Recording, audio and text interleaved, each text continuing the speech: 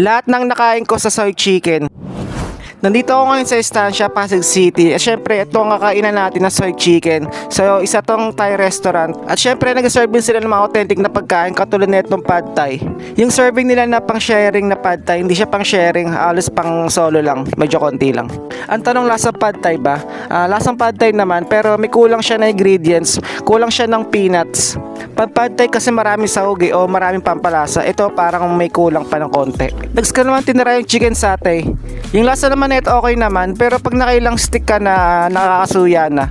Yung chicken satay nila may pagka sweet side, tapos yung dalawang sausawan nila matamis din, kaya lalong nakakaumay. Ito yung in-order ko kasi hindi daw available yung mango sticky rice, pero yung kabilang table namin biglang sinerve ng mango sticky rice.